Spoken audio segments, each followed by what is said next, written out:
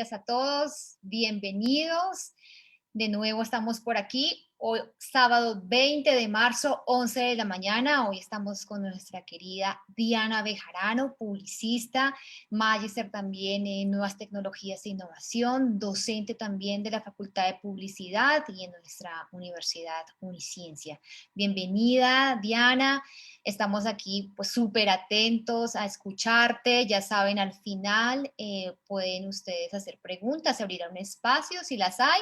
Preguntas pueden hacerlos, pueden también escribir en el chat y con mucho gusto se las haremos llegar a Diana para que las vaya respondiendo. No, pues sin más preámbulo, bienvenida Diana a nuestra familia uniciencista, hoy nuestra sección de conferencias con el tema la psicología del consumidor dentro de los procesos de compra. Si quieres, activa tu micrófono, Dianita, porque lo tienes desactivado. Ok, ya. Ok, Juli, muy buenos días a todos, muy buenos días. Qué rico tener esta charla. Hoy vamos a conocer un poquito el viaje del consumidor, ¿sí? Sabemos que comprar no es fácil, pero tenemos que entender qué piensa la gente, cuáles son sus procesos para poder llevarnos a guiar a lo que es un exitoso proceso de compra. Entonces, sin más preámbulos, empezamos, ¿les parece? Voy a cerrar mi cámara y compartiré mi pantalla.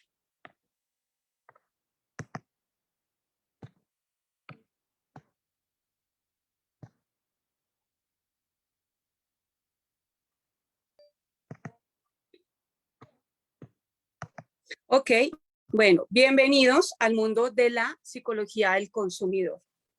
Hoy vamos a conocer un poquito cómo es el proceso del consumidor al momento de comprar. Si bien no es fácil entender qué piensa la gente, qué quiere la gente, es una ciencia ir entendiendo. La semana pasada había una charla acerca del consumidor post-COVID y me parece una muy buena antesala a lo que vamos a ver hoy.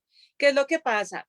Nosotros somos un cúmulo de situaciones en donde nos vemos afectados por todo tipo de situaciones, hechos, entorno y demás. Por eso, para entender la psicología del consumidor, vamos a hablar de estos 4 puntos tan importantes, ¿cierto? Empecemos con el primero, ¿por qué no? Consumidor y comprador. Este primer concepto, para que nos vayamos guiando un poquito en el proceso de compra, vamos a entenderlo desde varios puntos de vista, ¿cierto? Si lo miramos, este primer concepto tiene que ver desde el aspecto económico, ¿cierto? Que lo definen como puede ser aquel que consume un bien o un servicio.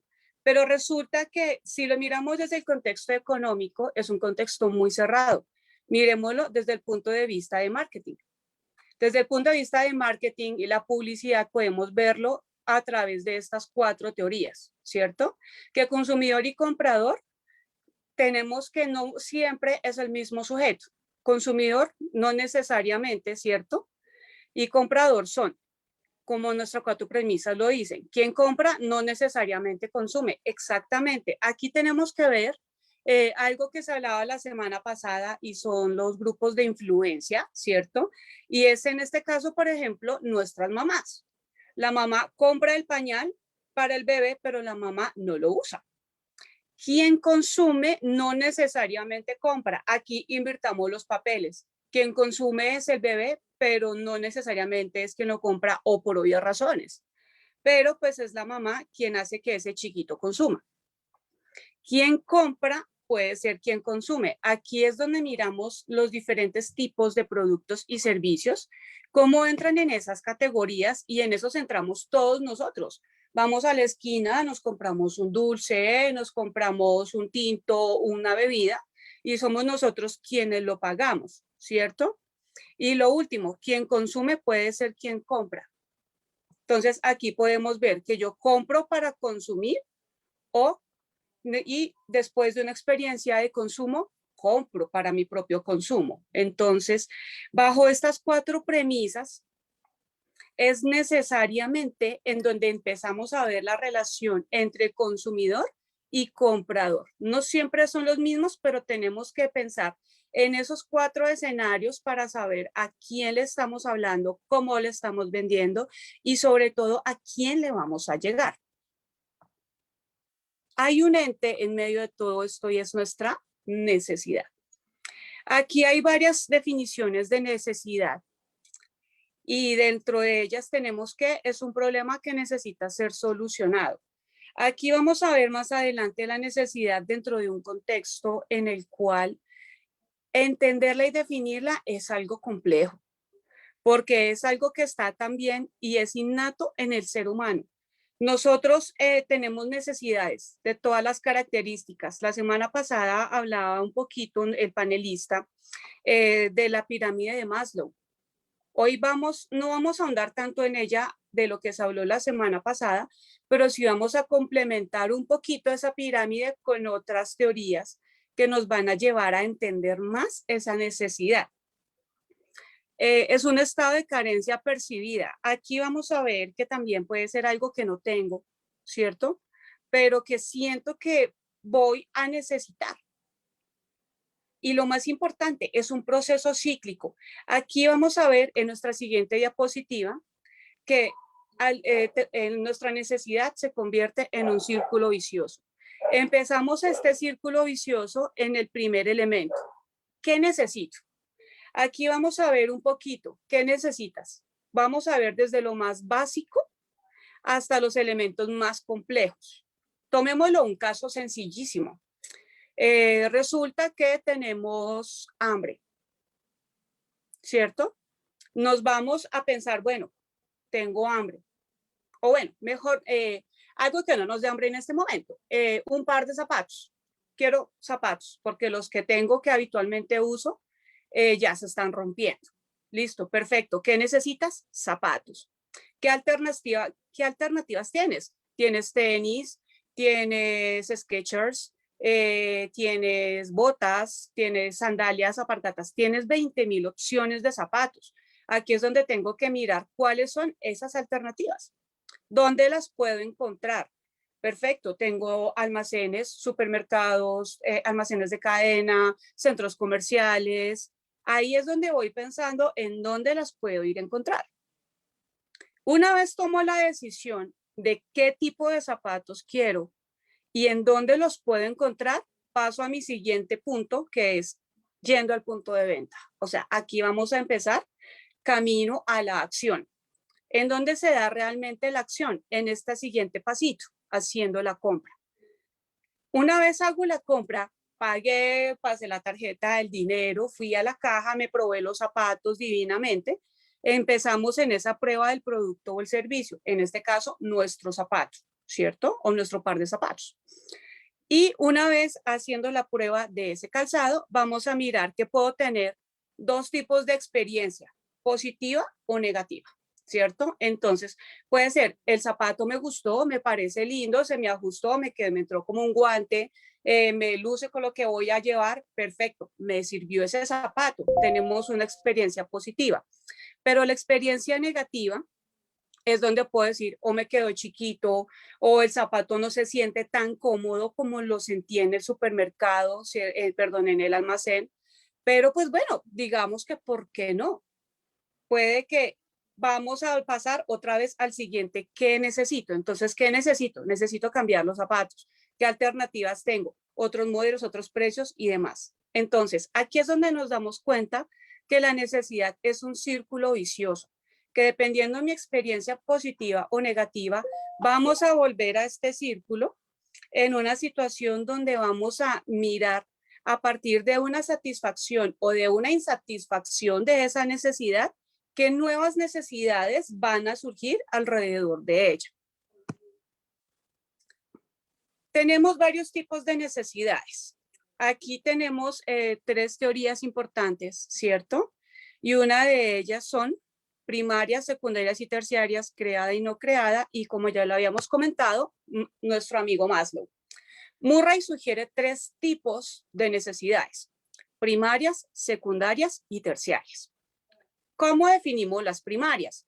Las primarias podríamos definirlas como lo que el cuerpo necesita. Necesito sobrevivir, ¿cierto? Por lo tanto, necesito comer, dormir, ir al baño, bañarme, descansar, etcétera, ¿cierto? Aquí es donde miramos dentro de este grupo de necesidades primarias cómo entramos a satisfacer lo mínimo que todo ser humano necesita. Las secundarias, mejorar la calidad de vida. Aquí es donde vamos a ver y tomemos un ejemplo muy sencillo. Tenemos que ir a hacer ejercicio, ¿cierto? Porque necesitamos hacer ejercicio para mantenernos saludables. Perfecto, la secundaria sería mejorar la calidad de vida, pero ¿cuál sería? Troto, hago CrossFit, hago yoga, camino, hago gimnasia en casa, ¿cierto? Pero una vez identifico qué es que necesito hacer ejercicio, en la secundaria vamos a empezar a mirar qué tipo de ejercicio necesitamos hacer. Y la terciaria surge cuando las dos primeras ya están satisfechas. Perfecto, identificamos que tenemos que hacer ejercicio. Ya sabemos qué ejercicios vamos a hacer. Aquí la tercera puede ser, voy y pago un gimnasio, me compro una máquina y hago ejercicio en mi casa, le pago a un entrenador aparte para que me entrene en un parque o en mi casa, etcétera. Aquí tenemos que mirar cómo estas necesidades terciarias van moldeando cada vez más ese concepto de necesidad y lo que pretendemos satisfacer. Creada y no creada. Aquí tenemos otro grupo de necesidades, ¿cierto? Que puede ser, y vamos a verla también, y en esta comparten en común todos los autores, ¿cierto? La no creada son las mínimas, perfecto, o sea, nadie se inventó el hambre, nadie se inventó el sueño, nadie se inventó el cansancio, ¿cierto? Es algo con lo que todos los seres vivos nacemos, pero pero la creada es aquella que no es necesaria. Es algo que nos pasó ahorita, por ejemplo, con la tecnología. Años atrás, en los años 90, antes del 95, todos nos comunicábamos por el teléfono amarillo de la calle, nos comunicábamos por cartas, nos comunicábamos por las tiendas de cabinas en los pueblitos o en los barrios donde uno iba y llamaba a alguien a la casa. Pero ¿qué pasó? Llegó el concepto de tecnología en el 94, en el 96, con los primeros teléfonos celulares y se nos fue creando la necesidad de comunicarnos a donde fuera que vayamos. Ya que sucede hoy día, hoy el celular pasó a ser una necesidad obligatoria de satisfacer, ¿cierto? Pero se nos van creando nuevas necesidades a medida que surgen nuevas aplicaciones, nuevas formas de uso, nuevos escenarios y lo más importante, cómo ir atrayendo nuevos consumidores que no lo necesitaban a decir, úselo porque realmente en este momento entra en su vida. Maslow, con esta sabia pirámide, como lo veíamos la semana pasada, nos abarca desde las más básicas, ¿cierto? O no creadas o primarias, hasta las más avanzadas como la autorrealización, ¿cierto? Este concepto de Maslow siempre es un poquito más complejo, por lo que nos está abordando desde las razones básicas de supervivencia hasta las más superficiales, hasta las más sociales, y todo el contexto que me abarca el entender qué se necesita, para qué se necesita, por qué se necesita y el significado de esa tenencia. Esto lo voy a agrandar un poquito más en esta parte. Si vamos a hablar del proceso de compra, entendemos que el proceso de compra se convierte, en este caso no lo colocamos como un embudo, ¿cierto? Recordemos que el embudo es hacer de un gran chorro, un chorro pequeñito, ¿cierto? Filtrando una cantidad para que entre. En este caso, el proceso de compra, vamos a verlo como un despertar, ¿cierto? O sea, el darnos cuenta de qué necesitamos, ¿cierto? Y es mirar qué necesitamos, qué deseamos, qué nos preocupa, cuáles son esos puntos de dolor. En este darnos cuenta, vamos a entender qué es lo que realmente estamos identificando para nosotros. Tal vez para algunas personas el problema no es el calzado, sino es la marca de calzado, el tipo de calzado, la tienda a la que vas a comprar, el color, qué significa para ti comprar una determinada categoría de zapatos, ¿cierto? La investigación, ¿cómo lo vamos a resolver? La decisión, aquí tenemos que tomarnos un criterio. ¿Qué es lo que vamos a hacer? ¿Vamos a comprarlo o no lo vamos a comprar? ¿Cierto? Y por último, pasamos a la acción, ¿cierto? Entonces, fuimos y compramos. Si nos damos cuenta, este concepto lo estamos relacionando mucho con esto. ¿Se acuerdan que acá veíamos este ejercicio de la necesidad como ese círculo vicioso que una vez satisfago o no una necesidad, entonces tengo que volver otra vez a este proceso rutinario? Es el mismo que tenemos en este momento, ese proceso de compra. Por eso vamos a mirar detalle a detalle, paso a paso, este proceso de compra. La concienciación, ¿cierto? Este primer filtrico dentro del embudo, dentro del embudo, ¿cierto? Y es donde tenemos que identificar qué problema, ¿cierto? ¿Qué necesidad que quieres solucionar?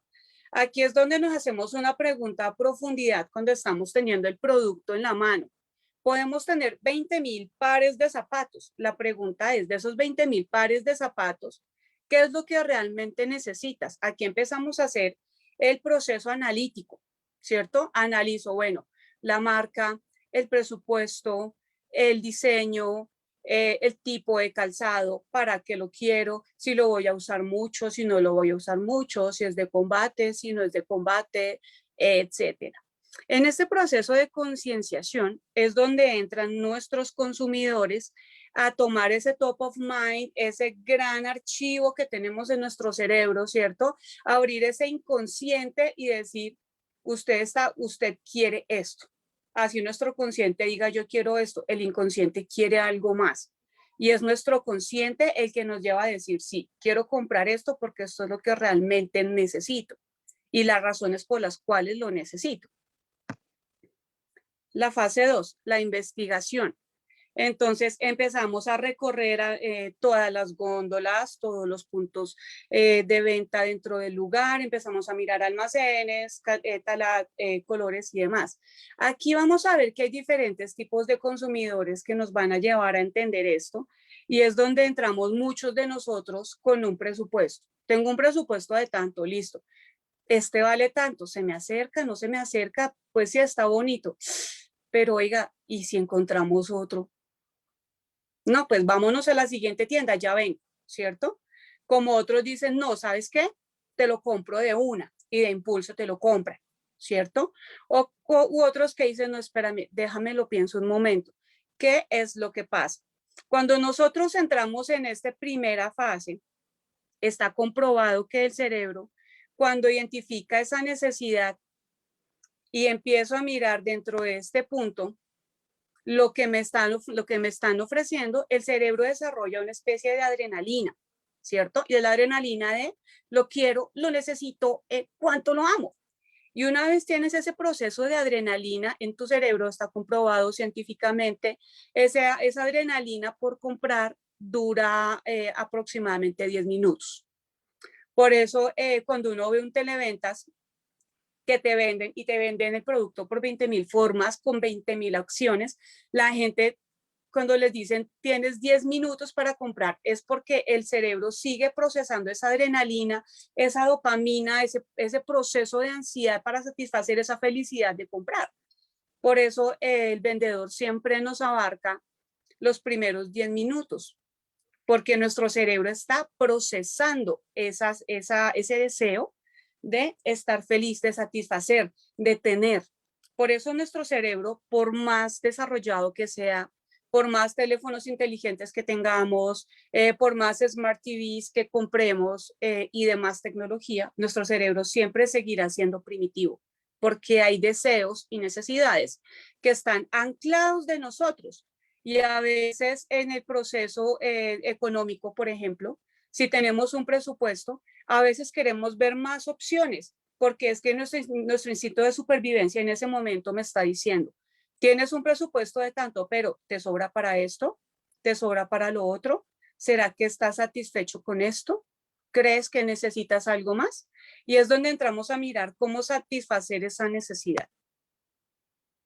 Nuestra decisión. En el proceso de decisión tenemos unos puntos importantísimos que abordar, ¿cierto? Y uno es, el usuario ya conoce y comprende su problema. Claro, yo sé qué es lo que quiero. Ya voy entendiendo un poquito más cuál es el problema. Puede ser el precio, puede ser el material, puede ser el tipo de calzado, puede ser los lugares donde lo vaya a usar, las situaciones, la frecuencia, ¿cierto? La necesidad o la motivación. ¿Qué te motiva a comprarlo?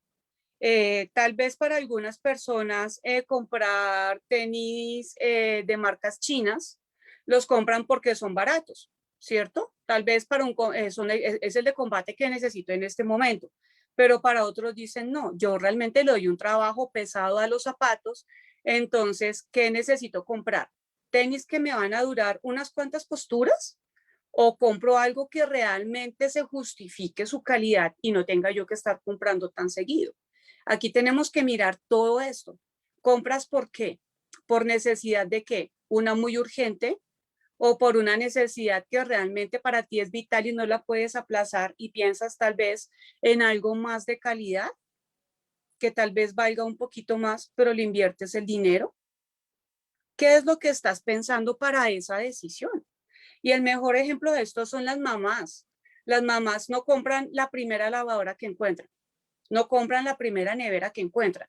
Las mamás analizan cada uno de los detalles del electrodoméstico y una vez lo identifican y ya saben por precio y empiezan a comparar precio-calidad, ahí es donde van tomando la decisión más acertada para su bienestar y el de su familia, además del bolsillo, ¿no?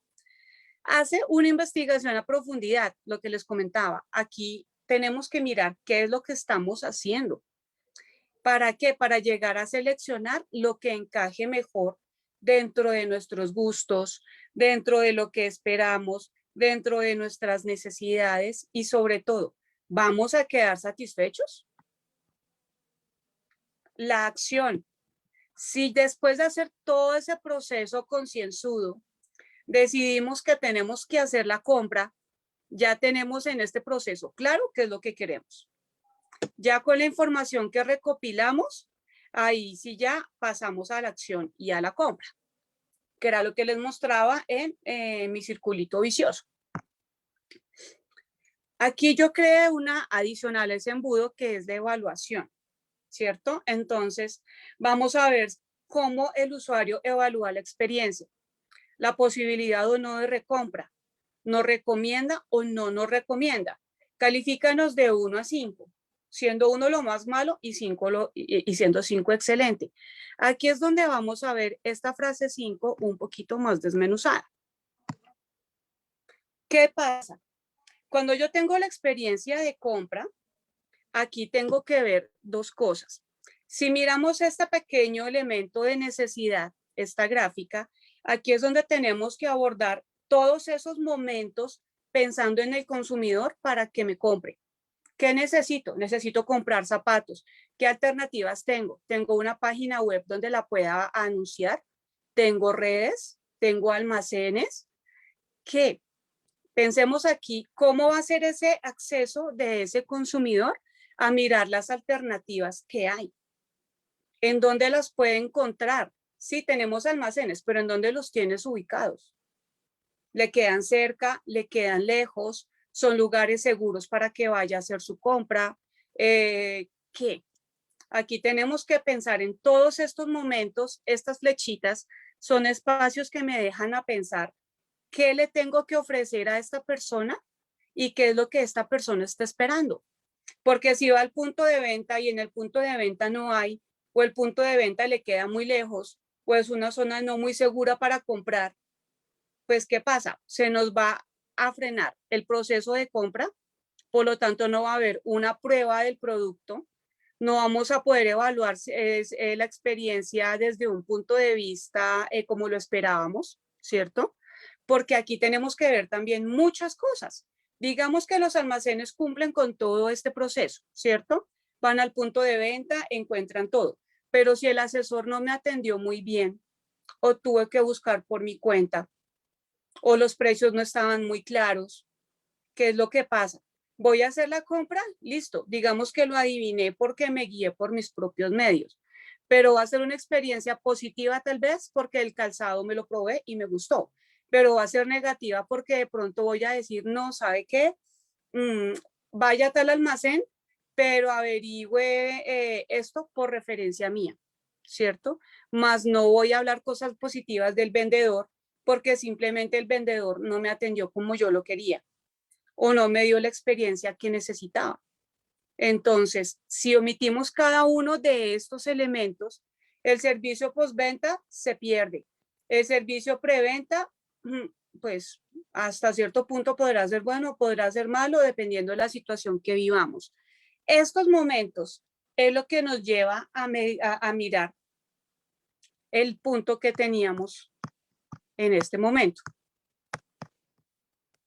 Y es cuál. ¿Nos recomendarías o no nos recomendarías?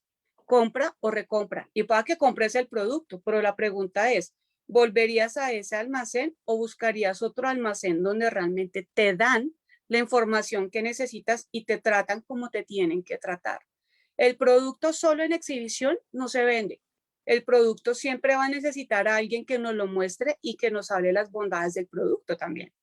O que nos consiga el otro par. Entonces, es importante que miremos esta fase 5. Esta fase 5 es tal vez el elemento más delicado. Si omitimos cada uno de nuestros procesos, en algo estamos perdiendo al consumidor. Los factores del proceso de compra. Resulta que nosotros como seres humanos somos seres que necesitamos de muchas cosas. Nosotros somos seres que estamos rodeados de muchas situaciones, de muchos medios, en donde nacemos de una forma, pero crecemos con otra. Tal vez el niño es el que tiene el mejor ejemplo de qué es lo que realmente quiere al momento de tener algo. Nosotros no, nosotros vamos creciendo, pero como vamos creciendo, muchas circunstancias nos van moldeando. Por eso, entre los factores del proceso de compra, y sé que se me escaparán algunos, estos son los más importantes. El primero son los culturales. Recordemos que culturalmente todos somos diferentes. Tal vez algunos seamos algo parecidos, pero todos somos diferentes. Si miramos las culturas Amish, por ejemplo, esa cultura, ellos realmente no viven de la tecnología. Culturalmente tendré que ofrecerles algo muy diferente a lo que tendré que ofrecerle a alguien que ya está totalmente conectado a la tecnología o alguien que hasta ahora se está conectando. Culturalmente tenemos que entender que todos estamos rodeados por unos elementos comportamentales clásicos de esa cultura. Entonces tenemos que pensar cuál es la cultura de esa persona, en qué piensa, qué la marca, para empezar a mirar estos contextos sociales que nos están llevando a comprar, ¿sí? Tal vez culturalmente tenemos unas creencias, tenemos unos elementos que hemos aprendido, ¿cierto? Pero socialmente vamos cambiando a muchas situaciones donde vamos a ver el proceso de compra como algo más allá. Lo tenemos hoy día con la moda sostenible, ¿cierto? El nuevo concepto de moda con la moda circular, con los productos reciclados, ¿cierto? Con los empaques multiusos. Estamos viendo que ya hoy día la sociedad está volcándose a cuidar más este chuzo. Estamos descuidando el planeta, estamos acabando árboles, estamos acabando el medio ambiente. ¿Cuál es la tendencia ahora? Pensar un poquito más en el árbol, en el piso, en el agua, en el aire, pero también en los animales. Por eso hay marcas que se están volcando a crear líneas veganas. El maquillaje, productos de aseo, son la misma ropa, son puntos veganos también donde dicen, no, yo no quiero que le arranquen las plumas al ganso, pero no importa, para eso hay líneas de ropa y también ropa de cama que me dicen, no, aquí esto no tiene nada de animales. Todo es hecho con material reciclado. Perfecto. Los jabones, las bebidas alcohólicas y todo tiene que ver con el medio ambiente. Si boto una botella de plástico, ¿será que le puede lastimar el pico a algún animal? ¿Será que encuentro puntos de reciclaje para no contaminarles el agua? ¿Será que estoy cuidando el medio ambiente? Socialmente, ¿qué estamos consumiendo? ¿Bebidas saludables para que los niños no tengan diabetes? ¿Comida más saludable para dejar de picar tanta comida chatarra y tal vez mantenerme en un peso óptimo? Económicas. Aquí tenemos que mirar este punto también, tal vez como el más importante, aunque todos se relacionan entre sí, ¿cierto?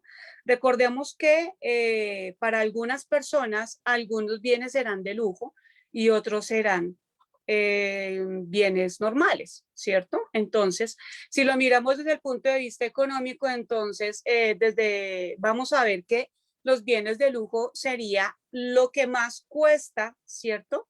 Y tendré que pagar algo un poco de más fuera de lo habitual, pero es algo caro para mí, ¿cierto? Aquí tenemos que mirar desde el cristal con que se mire, valga la redundancia, a qué le estamos apuntando. ¿Por qué? Tal vez para alguien que tenga un salario de 10 millones de pesos, comprar algo de medio millón de pesos, tal vez no es un gasto tan grande para él o para ella, ¿cierto? Pero para alguien que se gane el mínimo, será algo millonario para él o para ella. Entonces, en esa parte económica tenemos que mirar realmente qué es barato para unos, qué es caro para otros, cuál es el precio justo para otros. Aquí tenemos que mirar los tipos de productos y servicios que tenemos para entender un poquito más a profundidad qué es lo que realmente estamos apuntando. Le estamos apuntando a qué. Barato es qué. ¿Para quién es barato? ¿Para quién es caro? Familiares. Estamos teniendo hoy día la tendencia a las nuevas familias y es que ya el concepto de familia de mamá y papá, pues sí existe, pero pues es que ya realmente tenemos tantos conceptos de familia hoy día que ya no solamente es válido mamá y papá. Tenemos las familias en donde dos son papá, dos son mamás, donde tal vez no hay mamá, pero solo hay papá, donde no hay papá, pero solo hay mamá, donde ya no hay hijos, sino tenemos la familia multiespecie, entonces nos casamos o nos fuimos a vivir juntos, no tenemos hijos humanos, pero el gato o el perrito va a ser nuestro hijo peludo. O simplemente, listo, tenemos un hijo, pero no quiero más, entonces el perrito o el gatico va a ser su hermanito peludo. Entonces, aquí las familias, en Colombia especialmente, se está dando mucho el fenómeno que ya se dio en Europa y es el hecho que ya las familias se están reduciendo. O sea, ya el colombiano promedio, no todos quieren tener hijos, no todos pensamos en tener familia, pensamos tal vez en una mascota o un niño. Si acaso uno, con suerte, ¿cierto? Uno porque se planeó y el segundo tal vez se coló o fue el planeado y cierre fábrica. Pero ¿qué es lo que pasa? En los conceptos familiares vamos a ver que entra mucho también el que se compra. No es lo mismo que compre una familia de 3 que una familia de 2. No es lo mismo la familia multiespecie a la familia en la que está mamá, papá, hijo. ¿Cierto? Entonces tenemos que mirar qué es lo que esas familias compran, qué es lo que esas familias consumen. Si no vamos a tener hijos, entonces compremos un apartamento de 2 habitaciones con estudio. Uno para que se queden las visitas y en nuestra habitación y el estudio. O si no me pienso casar, si no me pienso tener hijos, si no me pienso rejuntar, pues un apartamento para mí solo está bien, con un estudio y está perfecto. O si vamos a tener hijos, entonces miremos cuántos hijos vamos a tener para saber exactamente de cuántas habitaciones y cuál será el metraje de la vivienda. El vehículo, ¿será grande? ¿Será pequeño? ¿Será camioneta familiar? ¿Qué? ¿Será que necesito, si tengo un perro muy grande, entonces tendré que comprar una camioneta con un baúl muy grande para que el perro que es grande quepa en él? O si tengo un perro pequeño, pues que me quepa bien el guacal del perrito para que pueda moverse tranquilamente y no me incomode. Todo eso es lo que tenemos que entender dentro del contexto familiar. ¿El tamaño de las familias varía? Claro.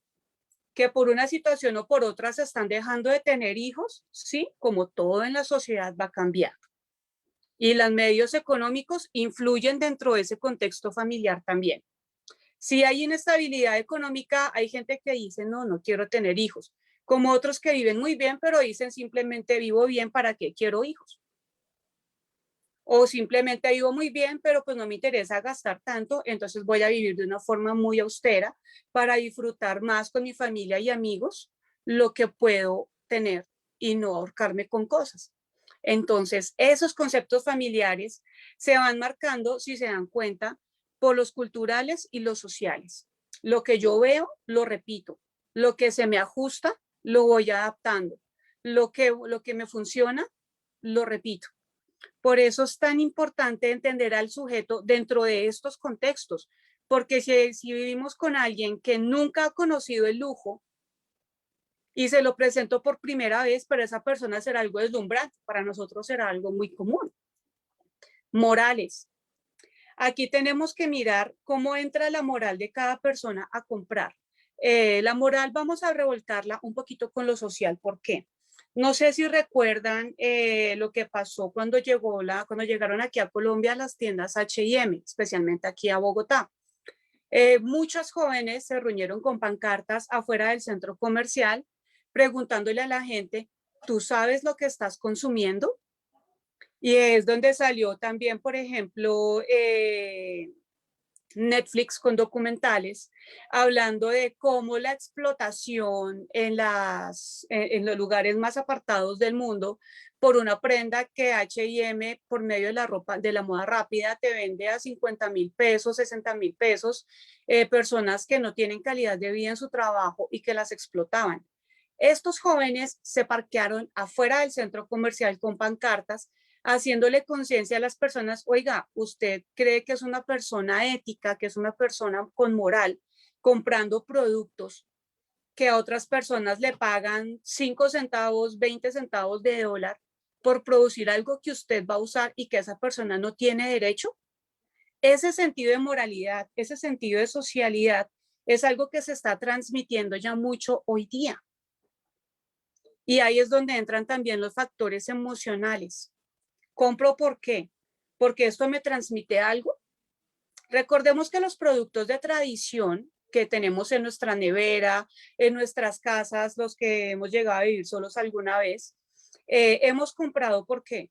Lo compré porque recordé que mi mamá lo usaba y con eso me hacía las mejores tortas. Compré este producto porque me acordé que mi mamá lavaba la ropa con esto y olía rico.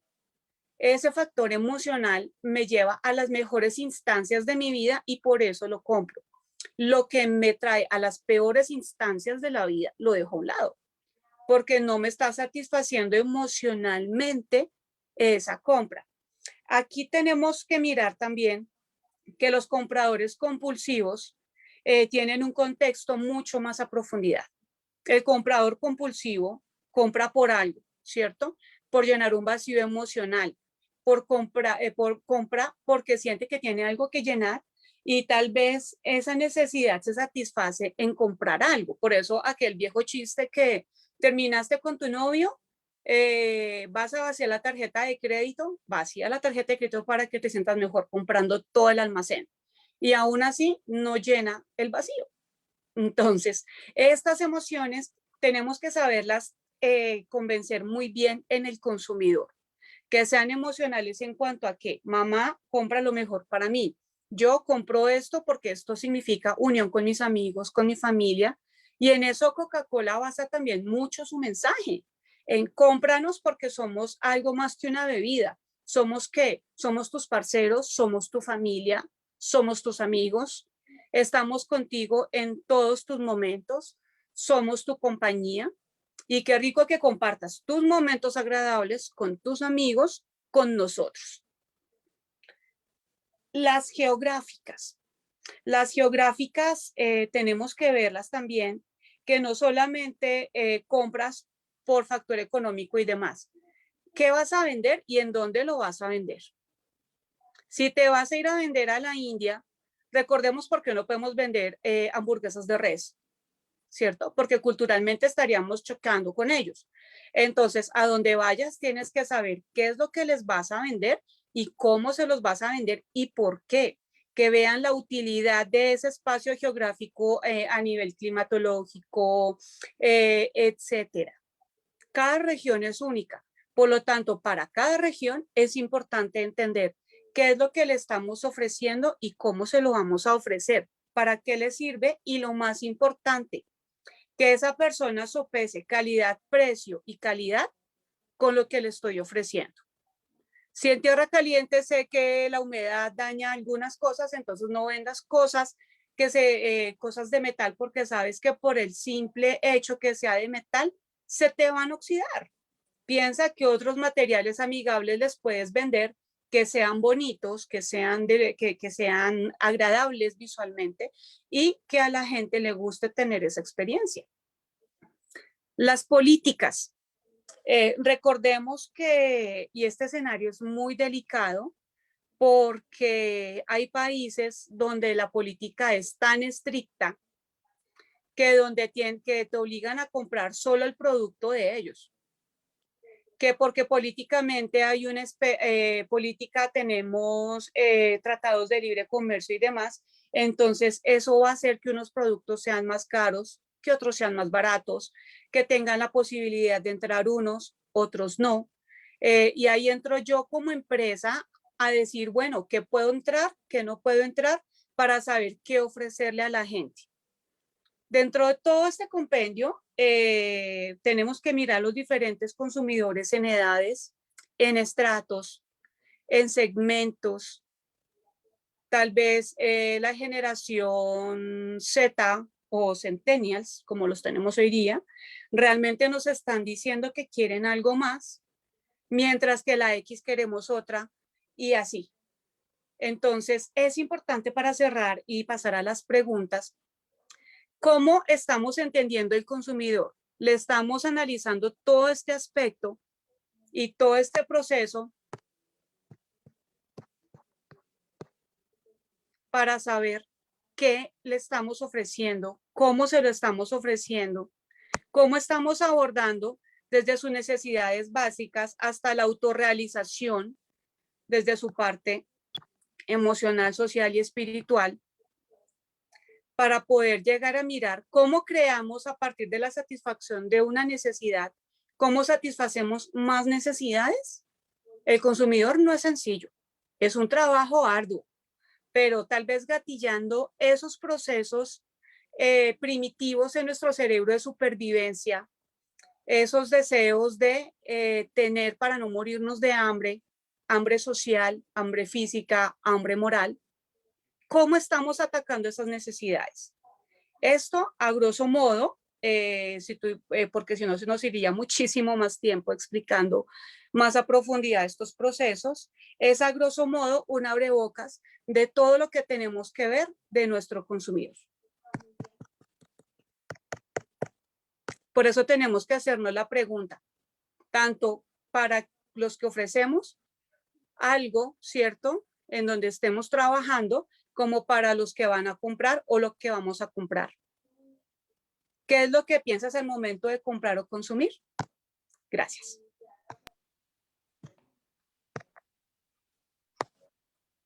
Gracias, Dianita. Muy interesante la charla. De hecho, hay varios aspectos que uno no tomaría en cuenta al momento de ofrecer un producto, incluso de consumirlo. Porque si uno se pone a veces a dar cuentas, uno a veces consume más o gasta más de lo que gana. Entonces, hay que también como sopesar, ¿no? Y tener un equilibrio entre el factor económico y mis necesidades.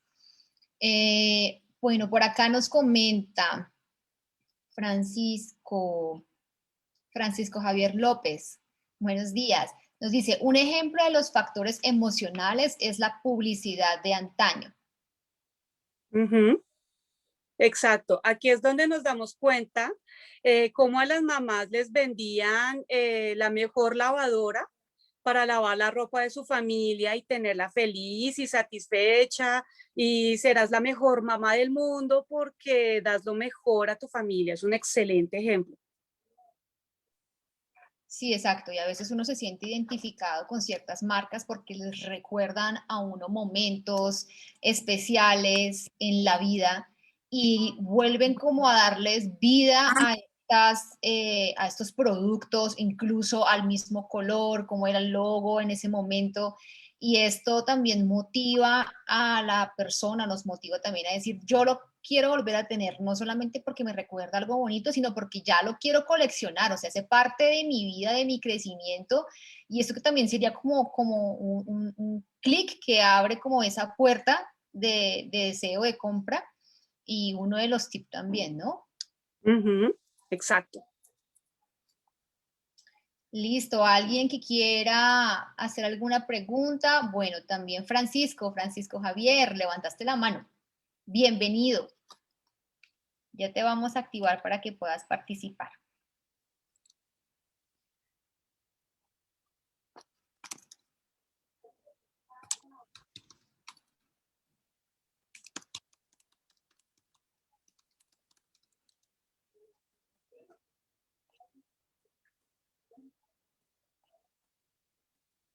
Si quieres, activa tu micrófono, Francisco.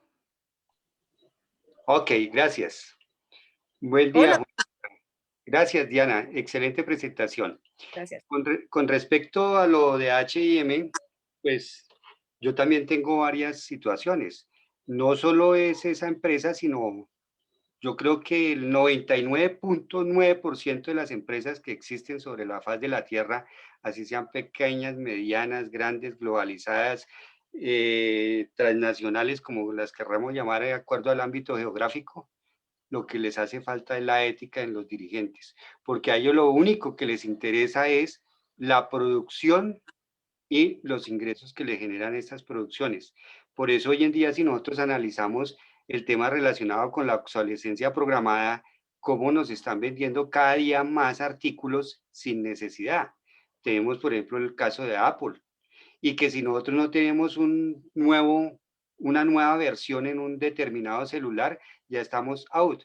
Entonces, ese cheat que nos están haciendo a través de la publicidad, y yo creo que esto está enfocado, es que las empresas también tenían, las empresas que se dedican a la publicidad deberían de tener unos valores éticos y unos compromisos morales con su entorno, con la gente que está a los lados. ¿Por qué? Porque a ellos no les interesa, a ellos lo único que les interesa es tener unos ingresos, más no mirar el daño que están haciendo con esa publicidad. Ahí es donde comenzamos a partir en esa cadena que va evolucionando día a día. Entonces la pregunta estaría, ¿vendo con ética o no vendo con ética? ¿Qué tipo de estudiante nosotros estamos formando hoy en día y les estamos inculcando unos principios, unos valores éticos para las organizaciones? Esa es una tarea que desde la misma academia es donde se debe comenzar a implementar en todos esos procesos de que llega el chiquitín ya primer semestre hasta que termina su carrera, ¿cómo le dejamos ese chip? ¿Qué es lo que podemos hacer para mirar que no esté sucediendo con lo que H&M? Victoria's Secret, Benetton, y así podríamos estar todo el día nombrando empresas que no son éticas, que no son socialmente responsables, pero sí ya estamos hablando de la protección de los recursos naturales, pero por el otro lado estamos haciendo la trampa. Entonces, ¿cómo es ese círculo vicioso que nosotros vamos a tener en el mercado? Porque al dueño lo que le interesa es una utilidad, indiferente si está afectando o no está afectando, si es vegano o si no es vegano. Eso para ellos es indiferente. Y sí, lo que dice es muy cierto. Hay personas que única y exclusivamente compran productos que no tengan que ver nada, por ejemplo, con la piel de los animales, con las plumas y así sucesivamente. Pero en profundidad que hay otras situaciones ocultas dentro de esos procesos. Adicionalmente, todo lo que se está ocultando en las decisiones de compra que no se le dice a los consumidores, por ejemplo, cuando los productos están elevados con el azúcar. El consumo responsable. Sí, pero es correcto, pero el consumo responsable lo tenemos algunas personas, pero las empresas, ¿qué están haciendo por eso? Miremos aquí la legislación colombiana, todo el lobby que se hace para que no se incremente los impuestos a las gaseosas, a las bebidas azucaradas, a los productos azucarados. Si nosotros tenemos una buena memoria histórica, podemos devolvernos unos años atrás, cuando se decían que le iban a subir al IVA por la cantidad de azúcar que tenían algunos alimentos. ¿Qué hicieron los fabricantes de gaseosas? Comenzaban a hacer lobby y dijeron, no vamos a subir el precio de la gaseosa cuando le iban a subir el IVA. No lo vamos a subir, lo vamos a dejar así y nos comprometemos a no vender las gaseosas en los colegios y en las escuelas. Pero Exacto. apenas pasó la normatividad, ¡pum!, se disparó el precio. Entonces, ¿dónde está la moral de ellos? Ahí les dejo esas pequeñas inquietudes en el tintero y muchas gracias, Diana, por la oportunidad, y Julieta, gracias. Yo estoy participando aquí porque el profesor Jaimes, por el WhatsApp no, sino por Face, yo fui compañero de trabajo de él, entonces vi que estaba esta invitación y me llamó la atención para asistir. Muchas gracias, un buen evento. Gracias. Gracias, Francisco, y un muy buen aporte. De hecho, sí, tener en cuenta la ética empresarial, ¿no? Que es algo que no todos toman en cuenta y es un factor súper importante que hay que ponerle muchísimo, muchísimo cuidado. Gracias, Francisco, por tu aporte. Ricardo Esteban, bienvenido.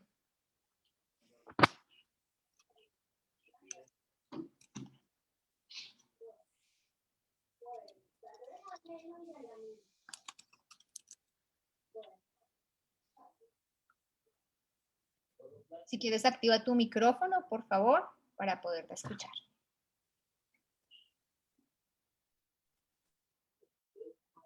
Buenos días, ¿me escuchan? Ahí te escuchamos. Ok. Profe, muy chévere la conferencia. Gracias. Me llamó mucho la atención y me acordé hace un tiempo que leí algo acerca de la psicología, también del consumidor, pero algo que se llamaba como la técnica del sí, la técnica o psicología del sí, que era algo de que entre más uno dijera o hiciera que la persona dijera más veces sí, tendía a comprar más fácilmente el producto o decir cosas favorables, ¿no?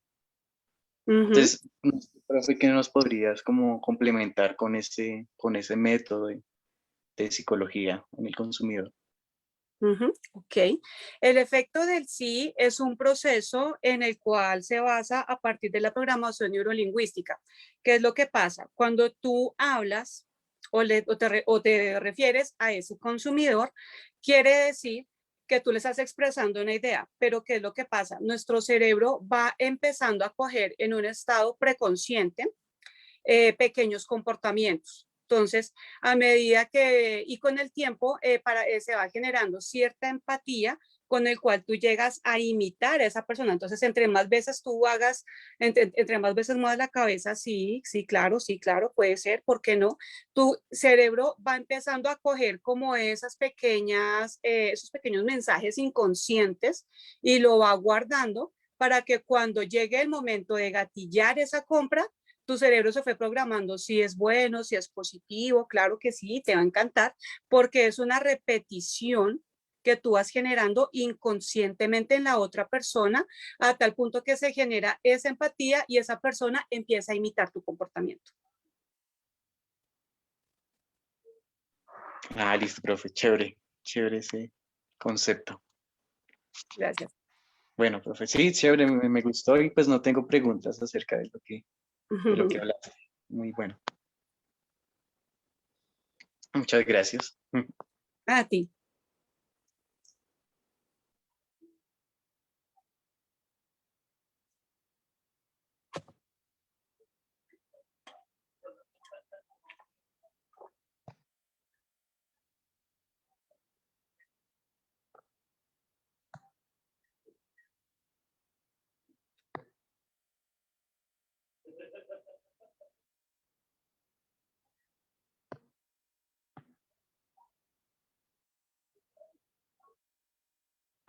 No sé si hay más preguntas.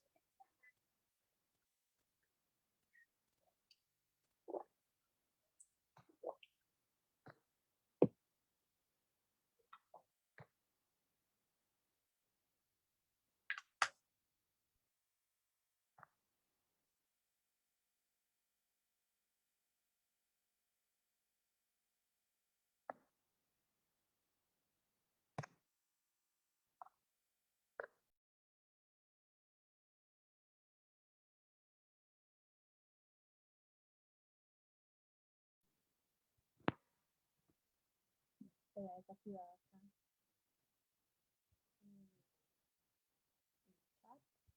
Mi conexión. Te escucho bajito. ¿Alguien? ¿Ya me escuchas? Sí. ¿Ya me puedes escuchar? Listo, no, es que tuve una desconexión acá repentina. Bueno, ¿alguien más quisiera participar? ¿Quisiera hacer alguna pregunta a Diana? Aprovechar este momento para poder resolver alguna duda.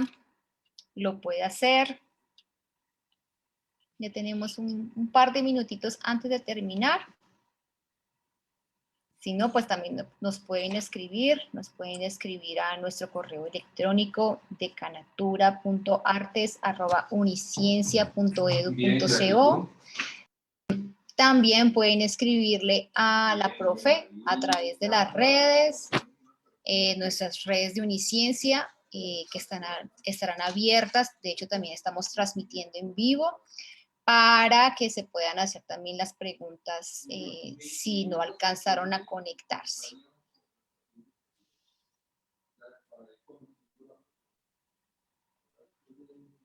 Listo, ¿no? Yo creo que ya. Yo creo que hay muchas dudas, muchas preguntas, pero bueno, no importa. Ya, de hecho, ya se habló lo primordial, se habló también lo último que hablaron nuestros participantes acerca de la ética y acerca de en neurolingüística, ¿cómo se llama? El sí, como la importancia de la afirmación en un momento. Bueno, Yajairita Bermón nos dice, 1000 gracias, excelente charla, síganlas haciendo, profe, son muy pilas. Muchas gracias, Yajaira, un abrazo gigante para ti. Saludos, Yajaira. Gracias. No, listo. Muchas gracias también, Dianita, a ti. Muchas gracias por este aporte. De hecho, lo vamos a tomar en cuenta porque hay muchos tips y muchos factores que hay que tomar en cuenta para poder mostrar un producto de la manera adecuada, usar los sentidos. Eso influye mucho también en los momentos de compra. Entonces, nada, seguir como estos pequeños pasos. Y muchas gracias por darnos tu conocimiento y aporte en el tema. Muchas gracias, Julia. A ti, a todos, muchas gracias. Feliz fin de semana y bendiciones. Gracias, lo mismo para ti y a todos aquellos que nos acompañaron el día de hoy. Un abrazo gigante para todos. Que estén bien. Chao.